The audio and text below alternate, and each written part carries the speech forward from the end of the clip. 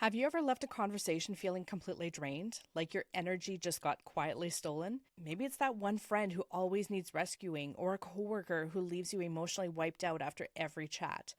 We all have people in our lives who can feel a little exhausting at times. In today's episode, we're talking about what my guest Daniel Ratner calls emotional vampires, the people who suck your happiness dry without even realizing it. Daniel's a relationship coach and author who helps people identify these draining patterns, set boundaries that actually stick, and reclaim their peace of mind. This conversation is equal parts funny, relatable, and wildly practical because Daniel doesn't just name the problem, he's going to be giving you some tools to protect your emotional energy starting today. Think of it as your metaphorical garlic necklace, minus the smell. Welcome to the Codependent Doctor, a podcast where we unpack the messy, beautiful journey of healing from codependency. If you're burned out from people-pleasing, stuck in unhealthy patterns, or just tired of putting yourself last, you're in the right place. I'm Dr. Angela Downey, a family doctor and fellow codependent, and I'm here to help you reconnect to your authentic self, one honest conversation at a time. Here we go. Hello to all my wonderful podcast listeners, and welcome to the Codependent Doctor podcast. I'm your host, Dr. Angela Downey, a family doctor and fellow codependent, here to help us untangle our patterns, heal our hearts, and reclaim our peace. For today's episode, we have a guest with us. Daniel Ratner is a relationship coach, speaker, and author helping people build healthier connections by recognizing draining patterns and setting stronger boundaries. A former entrepreneur turned personal growth expert, he is the author of Infinite Marriage and the 10 Secrets to a Passionate Marriage with his upcoming book, Emotional Vampires, teaching readers how to protect their happiness from toxic people. Through his coaching, books, and public talks, Daniel provides clear, practical tools for improving self-esteem, cultivating keepers, and creating relationships that fuel joy. Welcome, Daniel. I'm so glad to have you join us today. How are you doing? I'm great. Thanks for having me on. No, I've been looking forward to this conversation for a while since you reached out to me, so I'm glad that we're finally getting to touch base. Okay. Daniel, one of the traditions on my show is that we discuss what we're grateful for, because when we stop and think about what we're grateful for, it helps our brains focus on what's working instead of what's missing or what's broken. So I'd like to ask you if there's anything that you're especially grateful for today.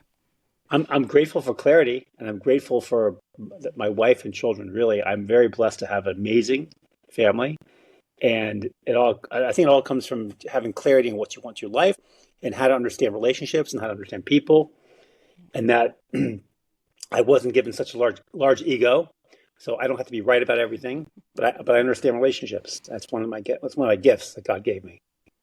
That's amazing, and you get to use that every day, and I'm glad that Every you're day of my getting life. to live your life doing what you love. Yeah. I was trying to think of something I was grateful for today, and my eyes set on this like beautiful bouquet of flowers that's sitting on my countertop. So my partner gave me a bouquet of flowers, and I was just grateful that I had somebody in my life who cared about making things beautiful for me. So maybe we can start by having you tell people who you are and how you became to be a relationship coach. I just got married like most people do, and most people have no idea what they're doing to get married. They spend more time learning to get a driver's license than they do understand what it means to be in a relationship. So I started taking classes from different teachers, and I was blown away by how much people don't know. And so I started teaching, and one idea led to another, and I started teaching classes on dating and marriage.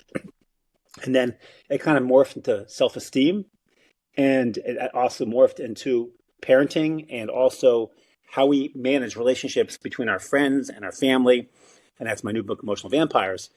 And I have a lot of very unique ideas that I think that resonate with people. I have a passion is to build relationships that last a lifetime. You know, because you take 100 marriages in the world today, how many get divorced? How many get divorced? And Yeah. maybe the ones that don't get divorced, some of them maybe aren't getting along so well. Well, I would say, but let's say half get divorced, or the other half, how many are in passionate, loving relationships? And it's ridiculous because no one knows what they're doing when they get married. They have no idea, and that's what I teach. I teach what the women need, and I teach what the men need, and I teach how to keep that relationship, as I say, hot.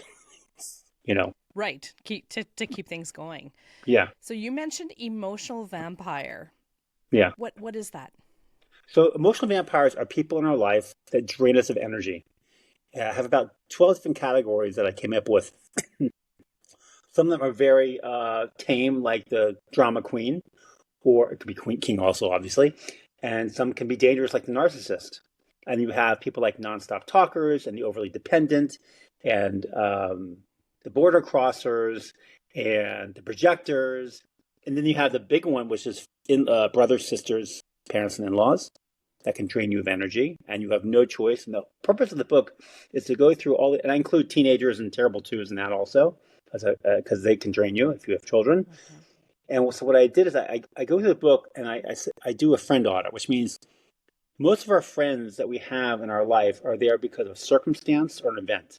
Not that we really chose them. We went to school with them, they grew up with them, our parents are friends. And as you get older and, out of your 20s and 30s and your 40s and 50s, you start being more careful about who you have in your life because you learn that, wait a second, that person drains me of energy. I don't need so many friends. In your 20s, you go to college, everyone's your friend. They're not really your friends. They're really just acquaintances. And so the book goes really into depths of what it means to be a real friend. And then if you don't have to have them in your life, you have to control your happiness because no one else can help you. No one else can affect your happiness except yourself. And so you have to put a fence around your happiness, keep people out that drain you, and keep people in that make you happy. And one of the main purposes of the book, when I write a book, I give the problem and I give the answer. And the answer is that we want to find the keepers in our life. This is the end of the book. It's about keepers is an acronym, and you get rid of two E's. And you get rid of envy and ego because you don't need them in your life. Anyone who has envy is never happy with what they have in life. They don't like that job, that house, that car, that body, that whatever, that wife, that husband, whatever it is. They want something better, and they're never happy. And then ego will destroy relationships. Ego, as I say, your ego is not your amigo. It's not your friend. We have to have an ego in order to survive. But when it gets to be too large and you think you control the world, and narcissists have large egos also, even though it's not real, it's all make-believe, it destroys relationships. And you're left with four letters, KPER, and they stand for kind, peaceful, empathetic, and respectful. And if you can find people like that in your life, not only can you marry them, but you can also have friends like that. And if you have friends that don't fulfill those four things, maybe they shouldn't be your friends in life. And empathetic people are the great people to have because they are able to open up. Actually, one of the other categories of emotional vampires, two other categories are emotional constipation. These are people who you marry, and they probably fit into the other category as socially awkward. And you marry them, you can get along with them, they're fine. But after 5-10 years of living with them, you as a spouse, you need someone to open up to. You need someone to understand your feelings and be able to listen to you and not just like, You need someone to feel your pain. And if you have someone that's not sharing their feelings or not accepting your feelings, you can stay married, but it's not a very passionate relationship. No. Because, And it's not a lot of fun, right? It feels empty and well, not only to not that, be able to communicate with your spouse. no, it's horrible because a relationship is based on, as I call the pies. And that stands for physical, intellectual, emotional, and spiritual. It's the four letters, PIES. And when there's a physical problem in a relationship, it's not physical, it's emotional. So I teach men how to make that emotional connection to their spouses or their girlfriends so they can have a great physical relationship. Mm-hmm. They all go hand in hand. How can you tell if you've got an emotional vampire in your life? Well, we all do. We all do. Like I said, some are okay. Like I like being drama adjacent. I like people who are drama queens. I just, I'm not married to one, thank God, but like I can hang out with them just for a short period of time. Yeah. So there's a chapter called the Are You an Emotional Vampire? And I go through different questions that to ask, like, for example, do you have a hard time keeping relationships? Do people zone out when you're talking to them? Do you have a hard time keeping appointments? Like different questions that go into like if you're an emotional vampire.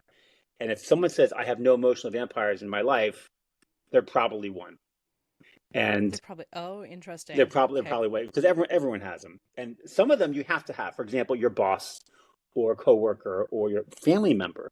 And so the book is based on how to make relationships healthy that you have to have in your life, especially with your parents and your brothers and sisters.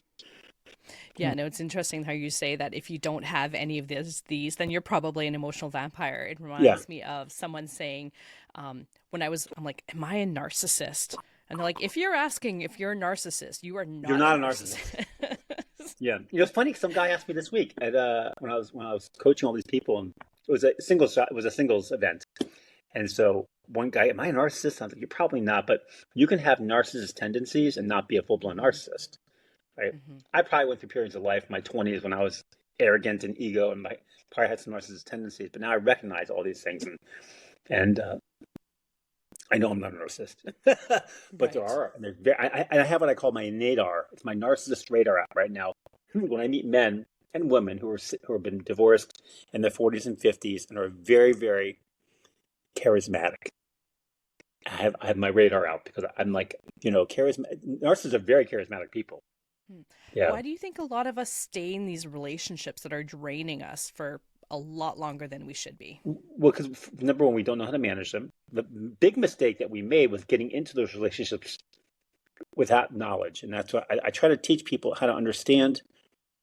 I have a list of questions that you have to ask before you get married, and I also have a worksheet in my sunscreen love book, like how to find out who's good for you in a relationship. Um, a common theme in the world today is that people in the non-religious worlds, people will meet in their 20s and they start dating and they don't know why they're dating and they're cute and some guy asks them out and whatever and they start dating, they fall into a physical relationship, they confuse infatuation with love because they don't really know what love is, Mhm. and they're comfortable and they date 4 or 5 years. Oh, you're single, I'm single, I like kids, you want kids, and they get married and they wonder why 10 years later have a relationship because when they were dating they weren't dating for marriage, they were dating for no absolute reason whatsoever. This is why I clarify when I teach my students. If you're dating because you want a guy to take you to the movies, great. Clarify, but don't confuse that with the guy who should be the father of your children. Just because you like splitting an appetizer with him doesn't mean you should be splitting your DNA with him, right? And people have no idea, so they fall into these relationships and they all fall apart. What is it you should be looking for? Besides your keepers, you kind, peaceful, empathetic, and respectful. Hmm. Emotionally healthy people are the most important. That's the most important aspect. Someone who's emotionally healthy, and you can learn a lot by the family. Um, you know, one red flag automatically goes up when there's a divorce. It doesn't mean you can't be in a passionate relationship. It just means there's some issues that have to be dealt with. When there's dysfunction or abuse, not a good sign. Things like this can carry over from generation to generation. And as I teach, if you want your kids to have a great marriage, you have to show them what a great marriage is. That's where Hmm. kids learn from. It's not always the case, obviously, but it's a good start. So there's a lot of people in the population who grew up in, I don't know, maybe I'll call it a dysfunctional household where Yes, marriage, yes, healthy marriage and communication wasn't emulated. Maybe there was some abuse. Maybe there was alcoholism. So a yes, lot of people come from these households that just aren't great, that fall right. outside of this definition you're giving. But that obviously that does not mean that three-quarters of the population shouldn't be getting married or shouldn't No, be. Yeah. so what it means is that recognizing the fact that you came from these backgrounds and actually understanding that you need to have a little bit of counseling in order to be in a relationship. I think um, what happens, I think, from divorce is that the injury that's internal. Parents who get divorced will say, "Oh, our children are much better off getting divorced," and they might be. But what they won't say is our children are internally injured and going to have counseling in order to have a great relationship. They can, because there's a trust issue, and that usually doesn't come out. It doesn't come out when you're 22 years old. It comes out when you're 42 years old. You've been married, and suddenly you close up emotionally to your husband or wife, and it causes a downfall in the relationship. Next thing you know, you're not sleeping together 1 week, 2 weeks, 3 weeks, 4 weeks. Next thing you know, it's been 6 months, and so because of that, she stops respecting her husband. He stops giving her attention and affection. Next thing, the thing falls apart. It's amazing. The average Fortune 500 company in America spends $150 million a month on consultants. Why? Because it helps their bottom line. When do people who are married get consultants? When things are falling apart. When things And are bad.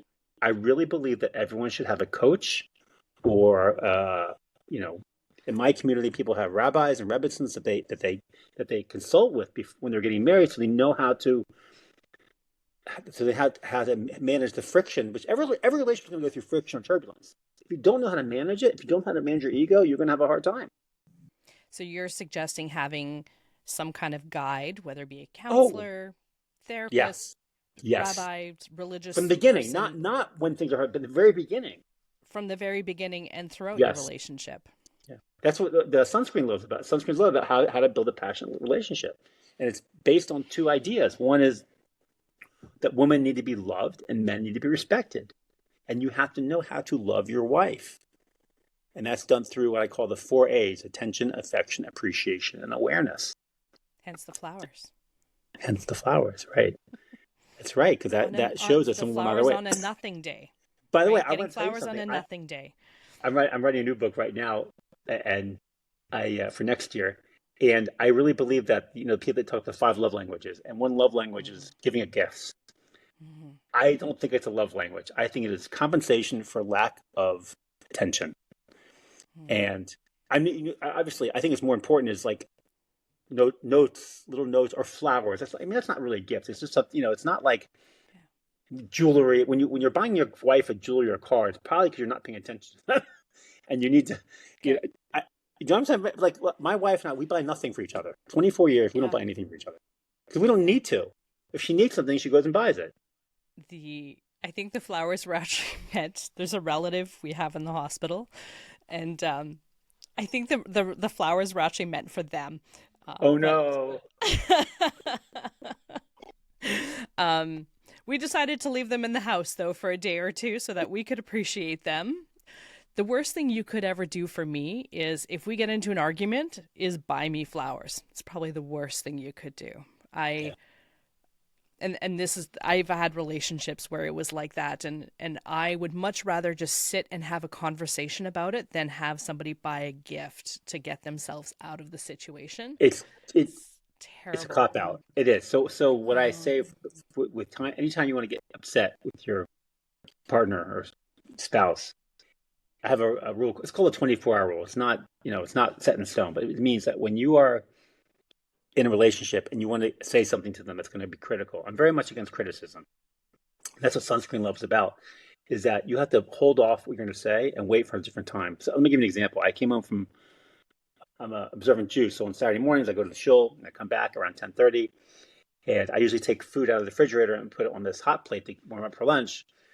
And I came home late one morning, about an hour late, and my expectations were my wife, because she was at home, would put the food on the hot plate. And my reality did not meet my expectations. And I walk in, there's no food on the hot plate. We're about to have lunch soon. So of course, I wanted to say something. I'm like, why'd you put the food on the hot plate? And I said to myself, Daniel, don't say anything, because no matter how I wrap it, no matter how sweet I say it, it's going to come across as criticism or come across as me attacking her. So, because mm-hmm. when you think about it, what is this whole thing about? Hot chicken and rice. That was it. I'm not going to start an argument with my wife over chicken and rice. And this is true. This is so true. Most arguments in relationships are about the stupidest little things. And Mm-hmm. so I went in. I said, don't say a thing. I put the food on the hot plate. And about 4 days later, on a Wednesday night, I said to her, hey, if I happen to come back late on Saturday morning, do you mind putting the food in the hot plate? And it didn't come across as criticism because it wasn't in the moment. And this is the way to think before you speak, because when you're in a relationship, it's when you're emotional, nothing good happens. If you've ever been yelled at or yelled at someone, does anything good happen from it? No. Nothing. In fact, when you're yelling, what are they doing? They're not listening to you. You know what they're doing? They're thinking of a response in their head. This is what I tell people date. I remember I was in my early 20s. I couldn't get a second date. I said to my best friend, how come I can't get a second date? He said, stop talking and just listen. I said, what do you mean? He goes, listening is how relationships are formed. And it's no coincidence that the word heart, right? You want to capture someone's heart? The word heart had the word ear right in the middle of it. And people, especially men, are not such good listeners. They might You be probably know that. fixers too. Huh? So not necessarily always listening, but always wanting to fix things too, as Well, opposed that's to our just job. We yeah. we like to share ideas and fix things. We like you've probably seen that video with the woman with a nail in her head. I have a headache. Take the nail out. Just listen to me. Listening is such an important part. I teach the men when I come home from work, or where they're coming home from, that they need to connect with their wives because we have different needs. Like I used to come home from work and want to sit on the couch and watch ESPN highlights and have a beer. my wife needs to talk to me, and I have to understand her needs.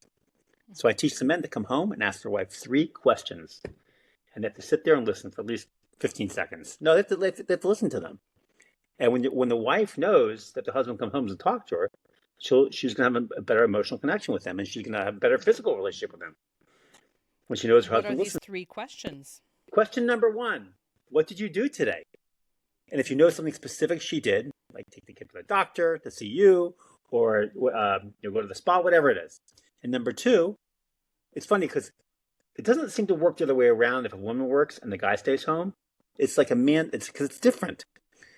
Number 2 is, what are you thinking about? What's in your mind?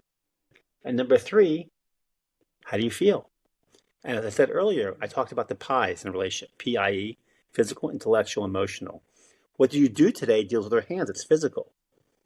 What are you thinking about is intellectual, and how do you feel is emotional. And you have to sit there and listen to them and engage with them without your phone. And you'll find, even if most men rather not do this, it's not easy for us. Most men rather go out and mow the lawn. Some men rather have a colonoscopy. I understand it's difficult, but if your partner knows that you come out and do this at least once a week or twice a week, it's going to change the relationship dynamic.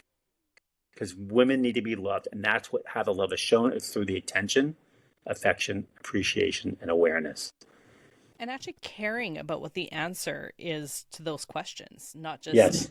standing there, letting the words pass through one ear into the other, Oh, no. Yeah, for but sure. actually caring and engaging in conversation. So you mentioned that sometimes you have people in your lives, they're these emotional vampires. Yes. How do you recommend setting boundaries without feeling Okay. guilty for kicking that relative out of your life?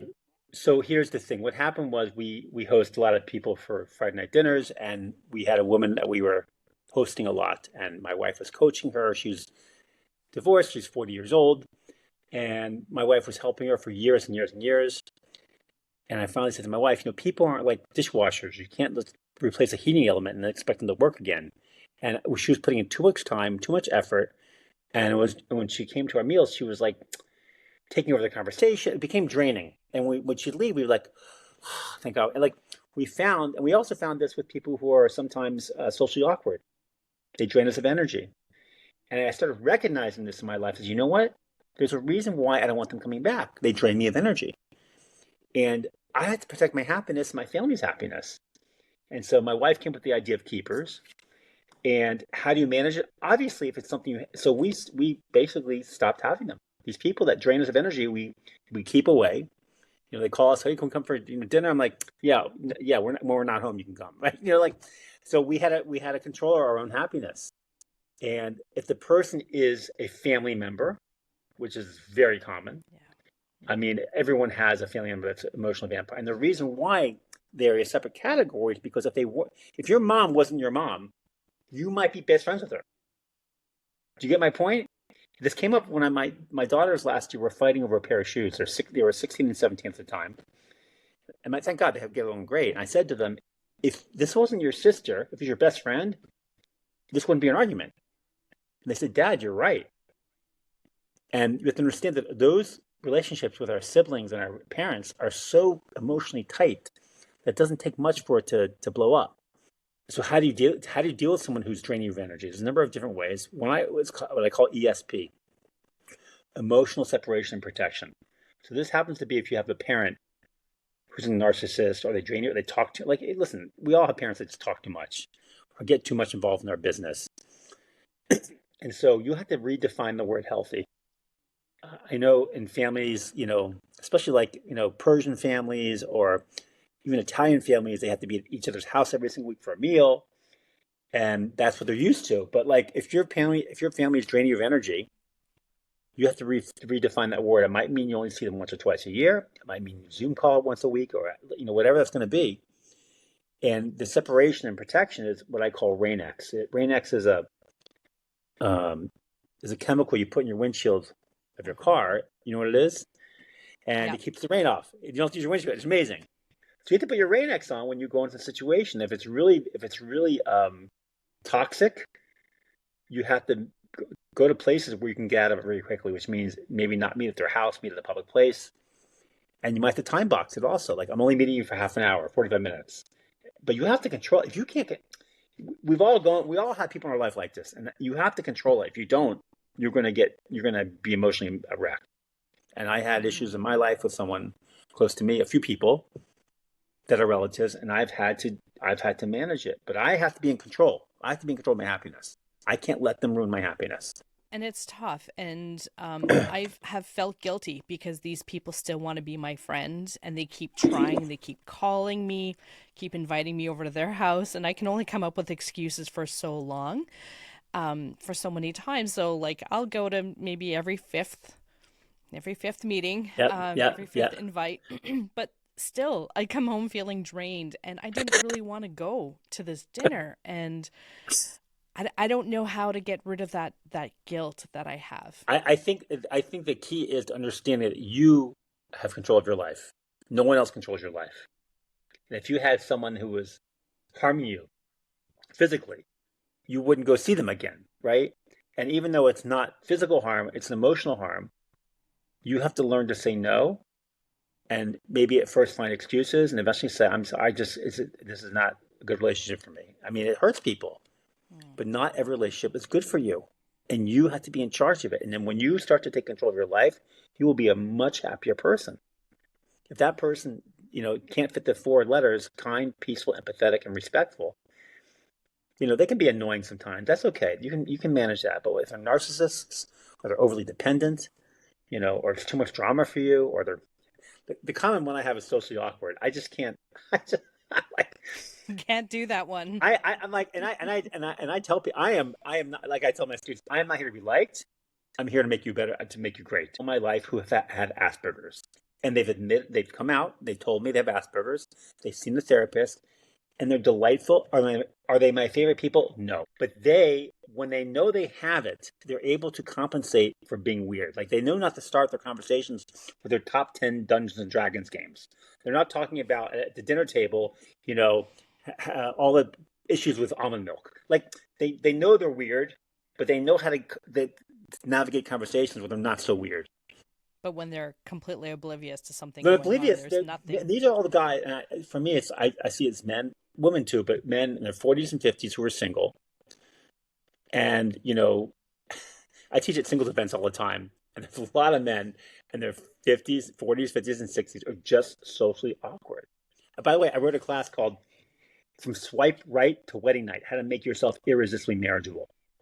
And I talk about just simple things: how to start a conversation. Hi, my name is Daniel. What's yours? Where are you from? That kind of thing like that. And find something common in where you're from and start a conversation like that. And people have a hard time. I told them how to dress properly. Just, no dirt on your shirt. Make sure your hair is done. Make sure your teeth are clean. Make sure your breath doesn't smell. These simple things. This is the very beginning. And then I get into situations when you're at a mixed dinner with women and men. How not to slip your soup, and make sure the key is here for men is to take responsibility. I teach women classes all the time. I'll say, I said, what do you think of a guy at a table and the host serves soup to everybody, the first course, and he stands up without being asked and goes and picks up all the soup bowls and brings them to the kitchen. And what do you think of him now? And they all say, he's 20% hotter, right? Because he did something. He took responsibility. And this is, I think, what women like, is when men take responsibility without being asked.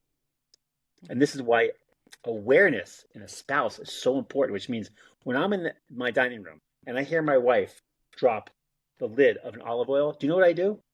I go into the kitchen and I pick it up for her. I don't ask. I just do it. And not just on that first date. This is No. This is my whole life. 24 continues. years. 24 years. I'm 24 years married now. 24 years. I'm amazing. And the love I have for my wife now does not compare to 24 years ago. Everyone walking down the aisle thinks they're in love. And guess what? They might be. And love is easy then. But the longer you're married, the longer you have to work on that love. That's called taking that infatuation, lust, desire, and romancing it into love. If you don't romance it, if you don't work on a relationship, that's what sunscreen love does. You're going to burn. Can someone who's an emotional vampire change? Or yes, can we learn to manage them? Well, narcissists, no. Narcissists are probably not going to change. They don't admit they're narcissists. They can't see it. I'm talking about full NPD, narcissist personality disorder. It's unlikely they're going to change. someone with narcissist tendencies, if they have the ability to see it, they can change. Personally, I have become a much better listener, much more patient. But I don't know if I was an emotional vampire. Maybe I talked too much. That was possible. One thing about talking too much is that you have to have the awareness when you're giving a story over or talking on a date, and the person you're talking to is bored out of their mind. And you have to be able to read clues, social clues, in order to say, you know what, maybe it's time I stop talking. Women like to talk a lot more than men. And we have to do a better job of listening. It's a lot about awareness as well. Like, if I'm aware that I have some of these traits, then I can, change them a little bit. But it all starts with awareness. If you're completely unaware that you have anything going on, you're not going to change. You're not going Nope, to be able to nope. be something for somebody else. Yeah, And nobody can force you to do anything. yeah. You can't change other people. They need to recognize that there's a problem, and they need to recognize that something needs to be, that they're the only ones who can change. Yeah, I jokingly say this. I say, if you want to have a great relationship, write a book on relationships because it really clarifies what you want if you're married or dating, whatever it is, because no one really knows. And so I think writing the book for me has really it's really changed my marriage. And that was good before. Now it's off the charts because now I know how to deal with my wife. I know not to criticize. I know that, if I have to say something, I do it at a different time. I don't raise my voice. I don't yell anymore. I have a lot more patience. And I make sure that I show her attention, affection, appreciation, and have the awareness of her needs. So I know these things now. So like I didn't know them 24 years ago. I had a decent marriage, but it wasn't great. It was like most people, just okay. But once you know how to do it, if you can make your wife happy, she's going to make you happy. That's a fact of life. The three facts of life: death, taxes, and happy wife, happy life. But you have to know what makes her happy. I put a lot on the men. I put a lot on the men. And that takes, well, it takes effort on your part to get to Oh, know it's what's hard. going to No, make it's her hard work. happy. It's such raising kids. If you don't want to put in the hard work, don't get married. It's hard work. But if you put in the hard work, it's such pleasure. Listen, any pleasure in life takes pain. That's the way life works. People confuse pleasure and comfort. Lying on the beach, sipping a margarita is not pleasure, it's comfort. Playing in the Olympics is pleasure. Having a great relationship is pleasure. But those things take pain. And when we walk down the aisle in our 20s, maybe we are a little bit unaware of what's going to happen in the future. But we all go down this path. It's all about learning and growing as time goes on, and we all have something to learn. No, but you can learn it now in your 20s, not in your 50s. So I make sure I teach when I ask my students, okay, who wants to be in love? Everyone's hand goes up. Okay, someone tell me what love is. You know what I hear? Nothing. And I'm asking you, like, do you have a definition of love? Can you define it? I don't know if I have a definition of it. Here we go. Yeah. Okay, so here's the problem. I wouldn't know how to define it. Right. So here is a number. So number one, we use love for many things. I love my kids. I love my dog. I love teaching, and I love my wife. So the word love gets kind of abused a little bit because it means a lot for many different things. It's interesting. The Inuit in northern Canada have 50 words for the word snow. It's the same word, but it's different ways of saying it because there's different snows and there's different loves.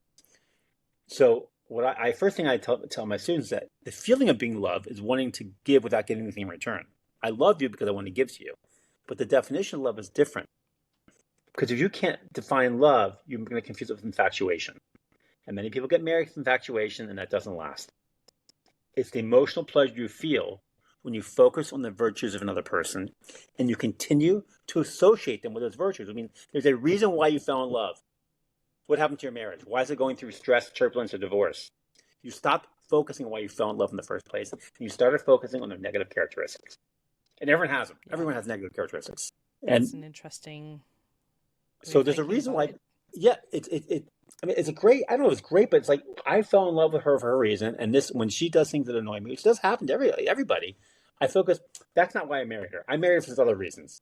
Okay, those things I can handle, right? And this is why I look at the definition of marriage as a merger of two souls. Because if you look at it as a partnership, you're going to lose. Once you start keeping score in a relationship, you're going to lose. So a partnership is I have an idea, you have the money, we go into business together, and we fail or we succeed, and I don't need you anymore. And then we get divorced because I don't need you anymore. People get married for kids, and you get married for kids. Great. You know what happens in 20 years? Emptiness, divorce. Because your reason for marriage is just left the house. I'm still stuck on this idea that when you start focusing about the negative things and you forget about the positive reasons why you fell in love with this person, that's when things really go off the rails. And it's That's right. true. You start to hyper focus on the negative. Of course. And those loving feelings that you once had drift away. Yeah. And if you can't clarify why you're marrying somebody, why do I love this person? If they say, if you say, oh, because they make me happy, because they brought me out from a dark place, that's narcissism. If it's because I love their personality, I love the way that they laugh at my joke, then you have to, if you can't clarify why you love them, maybe you shouldn't be marrying them, right? And most people confuse infatuation and love because most people in today's world are in a physical relationship before they get married.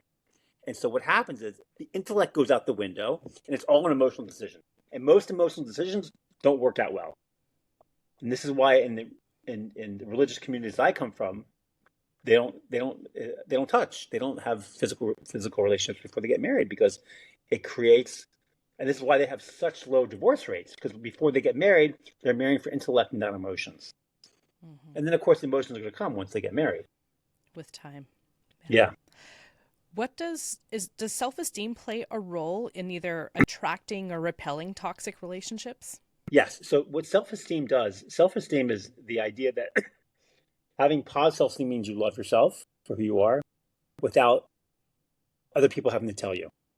Mm-hmm. And a lot of people, and I hate to say this, it's more in the women. I think it's, in my opinion, more in the women when they have low self-esteem. And we all go through it. Every one of us. Without needing that validation. Yeah, validate. And this is why a lot of women, sleep with men all the time because they want validation. I need someone to love me. And what happens is men have easy access to physicality, so they don't get married. Why should they pay for the merchandise when they get it for free? And this is why we have married people getting married later. So if you don't love yourself, you're going to have a hard time loving somebody else. Because a lot of women, I hate to say this, a lot of women in their early 20s, they don't love themselves and they want to just look for a guy to get married. They marry a guy and the relationship falls apart. Because you have to love yourself. You have to have positive self-esteem before you can be in a proper relationship. And this is why I wrote the book, Never Feel in Love. I did a podcast on it one time. And I had a short that did 5.6 million views on TikTok. And I didn't realize how big a deal it was, self-esteem. So I wrote the book, Never Feel Loved Again. And I went through different strategies. First, to go through symptoms, things we do when we have low self-esteem, like fishing for compliments, dangerous behavior, procrastination. We do many things. I even put in there tattoos, full nose rings, and plastic surgery. Plastic surgery is all from low self-esteem. That's all it is. I'm not happy with myself. I want to change myself, and it's very tempting because I even look in the mirror, have an elevator with mirror. I go, if I just go like this, I have like 20 years, and I never did this in my 40s or 50s. Now I turned 60. I do it all the time. I'm not doing it because I'm happy with who I am as a person, and it's obviously we try to hide our aging naturally is usually means you love yourself, who you are as a person, and that comes from strong self-esteem. And I believe, and the middle part of the book is based on recognizing how you affect other people's self-esteem. That when we do things, how we say things, by name dropping or the humble brag or posting on social media, we're doing it because we want attention to raise our self-esteem in the eyes of other people. Or when we go buy a fancy car, or we buy, listen, if you could buy a $10,000 Hermes purse or Louis Vuitton purse, and it could solve low self-esteem, therapists would be out of business. But the reason people do that is because they want to raise their value, they think they're raising the value in the eyes of other people, right? You can go out and buy a purse for $200. It's a nice purse, $300, $400, but $10,000, $20,000 for a purse is ridiculous. Mm-hmm. It makes no sense. It's just comes from areas of, and we all go through. I did it myself. I bought a Porsche in my late 20s. In fact, a lot of short Jewish guys do this. They lift a lot of weights and they go and buy a Porsche, right? They want to raise their self-esteem. They feel like that's going to raise their self-esteem. And in the end, it doesn't do anything for you. And that puts you at risk of being in these toxic relationships. Yes, relationships that aren't healthy for you. because you find people that are validating you and showing you attention. Oh, they love me. Okay, I'll go in a relationship. Next thing you sleep with them, then next thing you do, you're comfortable. And comfortable doesn't mean good for you. Just because you're comfortable with them and and it feels good doesn't mean they should be the parent of your child, or it's not going to be a long-term relationship. And I want to build passionate long-term relationships that last a lifetime. It's more important to be in a healthy relationship, even though Yes. they might be far and few between, than having more relationships that might not be healthy. How do these dynamics play out in workplace relationships where you can't control who you're working with? No, you can't. No. So it's different. So obviously, if a boss is a narcissist, it's really tough. And you have no choice at this point in time. So you have to, it's nuanced, obviously. Like, if there's, I always give the example, like when a guy at your office, hey, can you help me move on Sunday? And you help him move boxes, and he's on the phone the whole time with his girlfriend. And like, you're annoyed this guy, right? And we all have people that are annoyed. So like, sometimes it's better to be hands off and just keep work, and personal. And this happens when you're single and you go to work. Your work becomes your social circle. You go to happy hours, you become friends with them, you start dating out in the office, and that's not always good. And some people who are married don't need that, hopefully, and can just keep work, and family, and keep it separate. But every situation is different. So For sure. Daniel, where can people find you? So Coach Ratner, CoachRatner.com. If you go there, you'll have links to my books, links to my podcast, the Coach Ratner podcast, on Spotify, YouTube, Apple. And you have your new book, Emotional Vampires, is coming Yes. out by the time this airs. I think January 5th. 19th, your book comes out? My book comes out January 13th as a paperback and ebook, but you can pre-order before that. I also have Sunscreen Love, which is the 4 phases to find the love you want, which is real clarity on like going to dating and going to marriage and how to have an awesome marriage. It talks about the needs of the woman and the man, and then Never Feeling Loved Again, symptoms and strategies to cure low self-esteem. And it gets into like what we do when we have low self-esteem and really how to cure it and bring light into your life so you can go into a relationship and have an awesome. There's no reason that every relationship should not be awesome. Well, sounds like great books to read, and very helpful for relationships, whether it's a romantic relationship, family relationships, friends. Yeah. There's always room for improvement, even though you feel like you're already in a great relationship. So I think these are all books that we should be reading. I'd love to have a really healthy relationship. Daniel, thank you so much for joining me today. I loved this conversation. It was a lot of fun. It was insightful and packed with so many takeaways that we can all start using right away. And Yes. I love your down-to-earth way of explaining boundaries and how to gain healthy relationships. So I really appreciate you sharing your wisdom with us. My pleasure. Thank you. Thank you very much, Angela. Thank you for spending time with us today. If this episode resonated with you, feel free to share it with a friend or anyone who could use a little bit of encouragement. The more these conversations spread, the more people that we can reach together. And if you'd like to stay connected, you can follow me. I'm most active on Facebook at The Codependent Doctor and on Instagram at Dr. Angela Downey. I would love to hear your thoughts, so don't be shy about leaving a comment or reaching out. I wish you all a great week as you learn to foster a better relationship with the most important person in your life, yourself. I'm going to talk to you again soon with another episode of The Codependent Doctor. Take care for now. You've got this. Thanks for spending time with me today. I hope something in this episode resonated with you. If it did, hit follow, subscribe, or share it with someone who needs to hear it today. The Codependent Doctor is not medical advice and doesn't replace speaking to your healthcare provider. If you're in a crisis, please go to the nearest ER or call 911 or reach out to your local mental health helpline. I'll be back here next week with more support, stories, and strategies because we're healing together.